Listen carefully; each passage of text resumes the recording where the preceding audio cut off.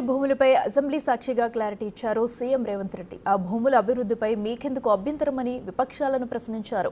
IMG Bharat పేరుతో భిల్లీరావు అనే private వ్యక్తికి 25 ఏళ్ల క్రితం భూమి కట్టబెట్టారని 2006లో కాంగ్రెస్ ప్రభుత్వం కేటాయింపులను రద్దు చేసిందని గుర్తు చేశారు. ఆ భూములపై అంత ప్రేమ ఉంటే 2014-24 మధ్య ఎందుకు వెనక్కి తీసుకురాలేదని ప్రశ్నించారు సీఎం రేవంత్.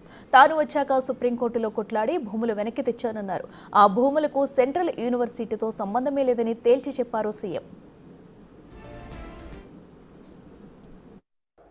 25 సంవత్సరాల క్రితం బిల్లీరావు అనే వ్యక్తికి, ఒక ప్రైవేట్ వ్యక్తికి, ప్రైవేట్ సంస్థకు ఆ భూమి కేటాయించారు. 25 సంవత్సరాల నుంచి ఏ రోజు కూడా సెంట్రల్ యూనివర్సిటీ దగ్గర భూమి లేదు. తెలంగాణ ఉన్న కంబైన్డ్ రాష్ట్రంలో 2006లో ఆనాడు కాంగ్రెస్ పార్టీ రద్దు చేసింది ఆ కేటాయింపు. అక్కడి నుంచి కోర్టు కేసులు జరిగినాయి. 2014లో తెలంగాణ రాష్ట్రం వస్తే 2024 వరకు 10 సంవత్సరాలు గత ప్రభుత్వం బిల్లీరావు నుంచి భూమి గుంజుకోలేదు అధ్యక్ష.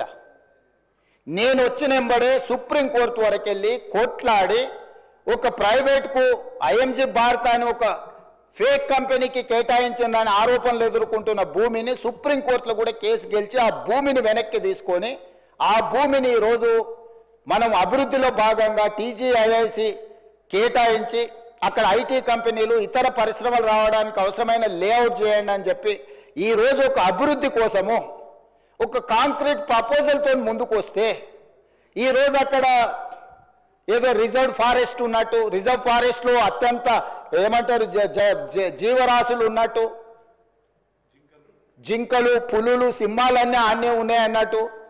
జింకలు, పులులు, సింహాలు లేవు అధ్యక్ష. ఆ చుట్టుముట్టుతో కొన్ని గుంటనక్కలు చేరి ఇట్లా వ్యవహరిస్తున్నాయి అధ్యక్ష. గుంటనక్కలకు గుణపాఠం చెప్తాం అధ్యక్ష. అది 100% developed area. We are also going to utilise for development. ఎక్కడ చూసినా అక్కడ లేక్స్, రాక్స్ లేకపోతే ఏమో ఉన్నాయి అధ్యక్ష. నిజ నిర్ధారణ కమిటీ మీరు వేసుకోండి అధ్యక్ష. మీరు ఆదేశాలు ఇస్తే మాకేమో అభ్యంతరం లేదు. ఎమ్మెల్యేలు అందరినీ ఒక ట్రిప్ తీసుకెళ్ళి చూపిద్దాం అధ్యక్ష. అక్కడ జరుగుతున్న అభివృద్ధి ఏంది, మేము చేస్తున్నది ఏంది, లేకపోతే పవర్ పాయింట్ ప్రజెంటేషన్ తమరు అనుమతిస్తే సభలు కానీ లేకపోతే కమిటీ హాల్లో చూపిస్తాం అధ్యక్ష. అన్ని ఓపెన్ బిడ్డింగ్లో మేము అమ్మదలుచుకున్నాం అధ్యక్ష. పాలమూరుకు అంబేద్కర్ పేరు తొలగించారన్న ఎమ్మెల్సీ కవిత వ్యాఖ్యలకు సీఎం రేవంత్ కౌంటర్ ఇచ్చారు.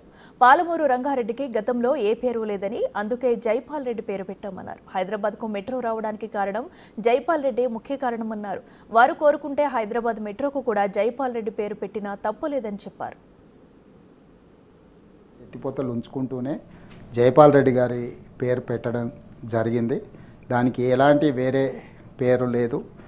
కాబట్టి దాంట్లో అంటే వారికి ఇంకేదైనా జైపాల్ రెడ్డి గారి మీద ప్రత్యేకమైన అభిమానం ఉంటే వారు పెట్టామంటే హైదరాబాద్ మెట్రోకి కూడా పెడతాం. ఎందుకంటే అర్బన్ డెవలప్మెంట్ మినిస్టర్గా వారే హైదరాబాద్కు మెట్రో తీసుకొచ్చిండ్రు.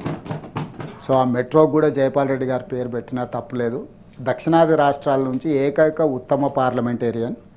తెలంగాణ రాష్ట్రం సాధించినప్పుడు తలుపులు మూసి తెలంగాణ బిల్లును ఆమోదింపజేసిన నాయకుడు జైపాల్ రెడ్డి గారు. తమరు ప్రత్యక్ష సాక్షి. అన్ని రకాలుగా ఒప్పించి మెప్పించి ప్రతిపక్ష నాయకురాలు సుష్మా స్వరాజ్ గారిని కూడా కాన్ఫిడెన్స్లోకి తీసుకొని ఈరోజు కూడా చర్చ తెలంగాణ బిల్లు పాస్ అయినప్పుడు పార్లమెంటు తలుపులు మూసిండ్రని, చర్చ లేకుండా ఆమోదింపజేసిండ్రని, లైవ్ కట్ చేసి తెలంగాణ బిల్లు ఆమోదించిండ్రని ఇన్ని చర్చలకు అన్నిటికీ సూత్రధారి, పాత్రధారి జైపాల్ రెడ్డి గారు. వారు నాకు బంధువు అనే దానికంటే బంధువుగా వారితో నాకేం మీకు తెలుసు, రాజకీయంగా మీకు తెలుసు నాకు వారితో ఉన్న ఎంత గొప్ప అనుబంధం ఉందో. కాకపోతే వారితో నాకు భిన్నాభిప్రాయాలు ఉన్నాయని చెప్పి వారు చేసిన తెలంగాణకు లేకపోతే ఇక్కడ ప్రాంతానికి చేసిన సేవల్ని మనం ఇగ్నోర్ చేయలేము. ఉత్తమ పార్లమెంటేరియన్ మనందరికీ తెలంగాణ జాతికి పివి నరసింహారావు గారి తర్వాత ఆ స్థాయిలో గౌరవింపబడే వ్యక్తి తెలంగాణ ప్రాంతం నుంచి జైపాల్ రెడ్డి గారు. I'm happy for that. ఆయన పేరు పెట్టడం అనేది సహేతుకం. పాలమూరు జిల్లాలో ఉన్న పాలమూరు రంగారెడ్డి ఎత్తిపోతలకి